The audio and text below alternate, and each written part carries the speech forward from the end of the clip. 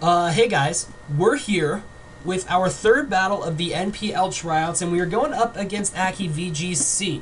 Now, some of you might be wondering, if you guys know who Akki is, why the heck is he in this tournament? He should already be in the NPL. Well, he is.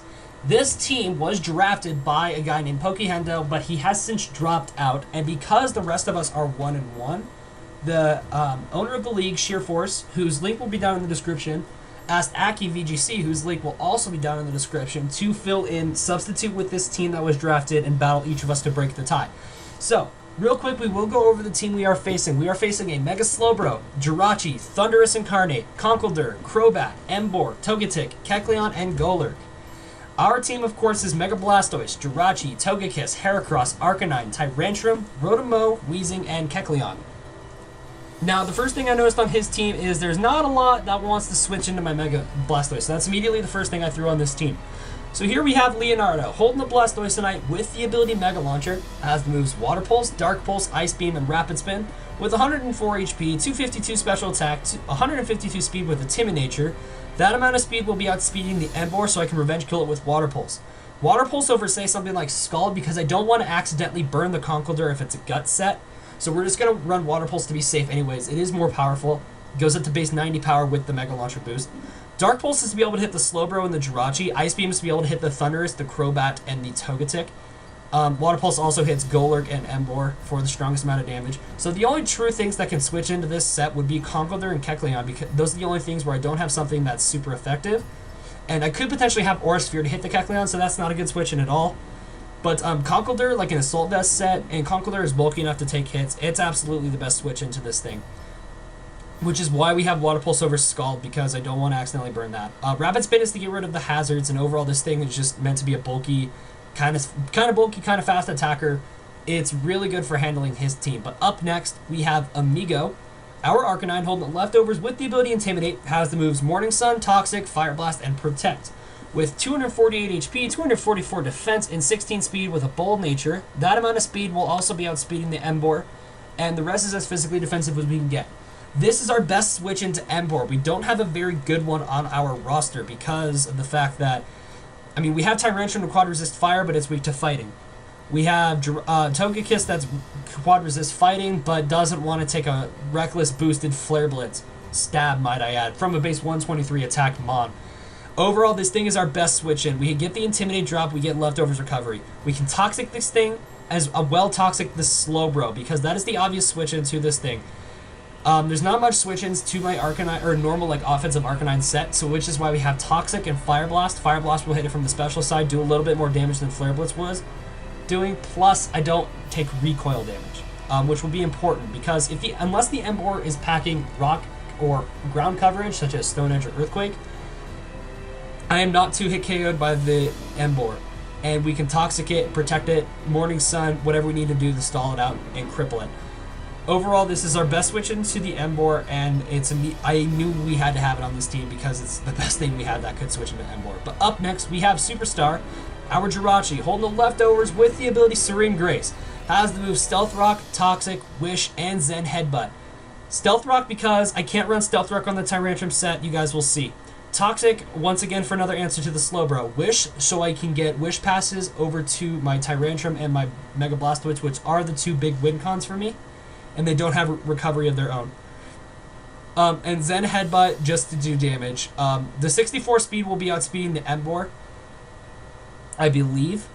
No, it won't outspeed the Emboar, or like a max speed Jolly Emboar. But it will be outspeeding the Conkeldurr, I'm pretty sure. I think that's what it's for. So, Zen Headbutt with the 148 attack investment we have will be 2 KOing a max HP Conkeldurr. I don't think he'd run max HP defensive. Overall, this thing is really just kind of a utility kind of Mon, which is really cool because I haven't used Jirachi in that way yet, and I'm pretty excited to do so. Up next, we have Cupcake, our Togekiss, not Togetic.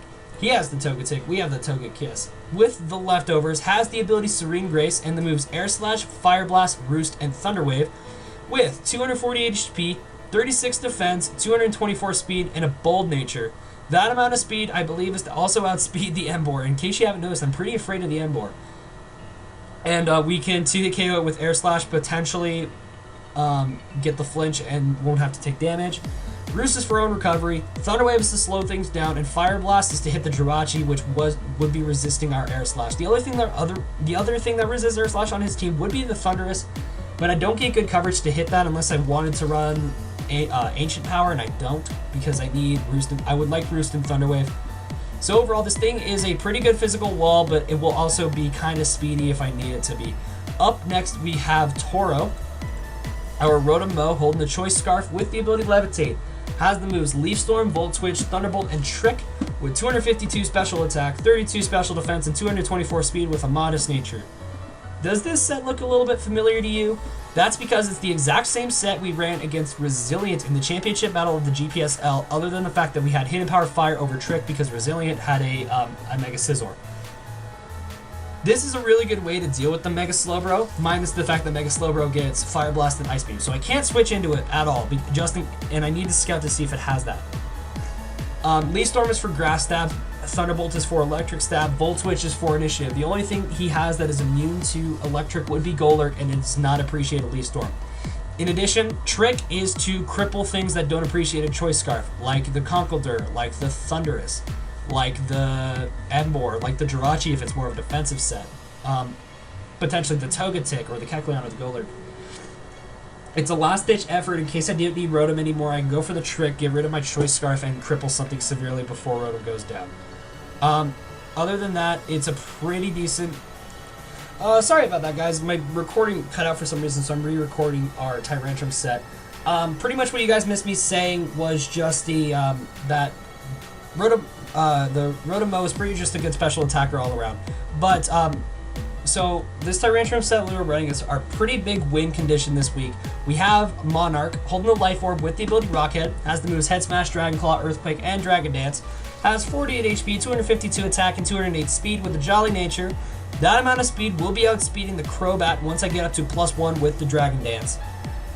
Once the Mega Slowbro is gone, which is a defensive monster, there isn't a lot that wants to switch into a +1 Head Smash, plus with the Life Orb. The three things he has on his team that resist Head Smash would be Jirachi, Conkeldurr, and Golurk. I really don't expect Golurk to be coming, but just in case it is, we do have Mega Blastoise and our Rotom Mow.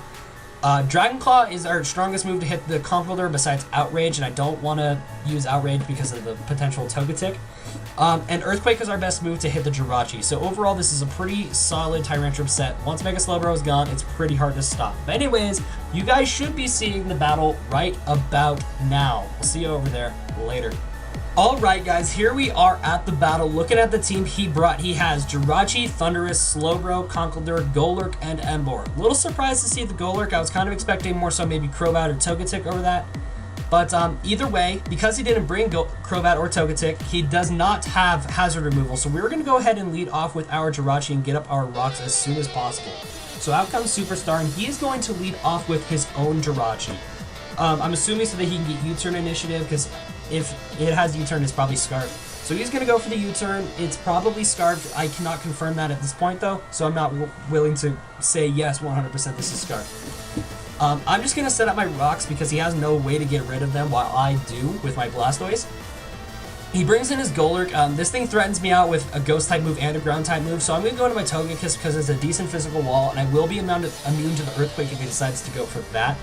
But he's just going to take this opportunity and set up his Stealth Rocks, which is fine by me. I have a way to get rid of them later if I need to with my Blastoise. We're going to go for the Fire Blast, predicting the Jirachi to switch in. Pretty ambitious play, but it doesn't pay off for us. But either way, we could have potentially gotten a burn. I don't know, something along those lines. So he's just going to go for a Stone Edge. That's going to do quite a bit of damage, but we are going to be able to roost that off. And we won't be taking as much damage from the Stone Edge this turn because of the fact that we lost our Flying type. So he's going to go for the Dynamic Punch instead and confuse us. I do not want to have to deal with confusion hacks. So I'm going to go ahead and pull a switch into my Blastoise because it is decently physically defensive naturally. And I can take this opportunity to get my Mega Evolution off and hit it with pretty much anything on my moveset. I'm going to switch into the Stone Edge, and that's going to do quite a bit of damage. But nonetheless, we will be fine for now. He is going to switch out of his Golurk. He'd be crazy to stay, and he's going to go into his Conkeldurr. We're going to Mega Evolve, and we're going to go for the Dark Pulse. I was kind of predicting the Slowbro to switch in here, but that's fine because the Conkeldurr is still going to take quite a bit of damage. The fact that he took that much damage reveals to me that it's probably not an AV set. So we're going to go for the Water Pulse, do as much damage to this Conkeldurr as we can. He is going to get confused on the water pulse, however, and kill himself to the confusion. Little bit of unfortunate hacks, but it's Pokemon. It's what can you do? Either way, Conkeldurr, one of the biggest threats, is out of the way. He's going to go into his Thundurus, and he's going to be able to kill me with pretty much any move he wants to go for. I don't want to risk him going for HP Ice on my Rotom switch, so I'm just going to stay in with my Blastoise and sack it off. A little unfortunate, we lost probably one of my best offensive mons in this battle, but nonetheless, it'll be okay. We will work around it. He's going to go into his Golurk. Now, an easy play for me would just be to go into my Rotom, but if I go for a Leaf Storm, then that's a pretty easy switch into his Emboar because I am Scarfed. So, I don't want him to get a free switch into his Emboar, just because I'm so afraid of it, and I don't have good switches to it at all. Especially with those rocks out, and now that they're there to stay, I lost my Rapid Spinner. So I'm just going to try to kill this thing off with an Air Slash. We go for an Air Slash, it's going to do 36%, we're going to get the flinch, which means the next Air Slash will kill him. So, we go for the second Air Slash, down goes the Golurk, here in comes the Thundurus. Now, he gets another free Volt Switch out, and I'm confident this time he's going for Volt Switch, so I'm just going to go into my Jirachi because it is my special wall. Even if you want to go for HP Ice, I can't switch into my Rotom because having that Scarf Rotom is a pretty nice win condition, especially when there's a Slowbro on the other side of the field. He's going to Volt Switch out, and he's going to bring in his Emboar. Now, with our Jirachi, we are EV to outspeed him, so we can go for the Zen Headbutt and do quite a bit of damage. It won't OHKO him, unfortunately. So we go for the Zen Headbutt. He's going to take a lot of damage from that, and he's going to hit us with a Scald. Pretty interesting to see the Scald. I think he was predicting me to switch into my Arcanine. But we see that he's Life Orb, so he's going to go down to his own Life Orb recoil, which is good. So the Scald goes off. We luckily do not get burned, and he's going to take this opportunity to go into his Slowbro. Little does he realize that I have Toxic on this Jirachi set, so that's right what I'm going to go for. I'm going to Toxic out this Slowbro. He's just going to go for an Ice Beam. I'm assuming him predicting me to switch into my Rotom Mow. But Toxicity in the Slowbro is going to be nice as well. I'm just going to go ahead and set up a Wish so I can recover that off in the next turn. He's going to go for the Scald, and once again, luckily does not get the burn. If he had gotten the burn, we would have lived the hit because of our Leftovers recovery, but we would have to rely on the hacks of this next turn. So we're just going to go for a Zen Headbutt. There's not much really he can do about that besides staying with the Slowbro and take it like a champ, and then he's risking the hacks. So he's going to go into his Jirachi, and he's going to take that quad-resisted Psychic type move like a champ. We're going to get our Wish back, and we are up to a good amount of health now.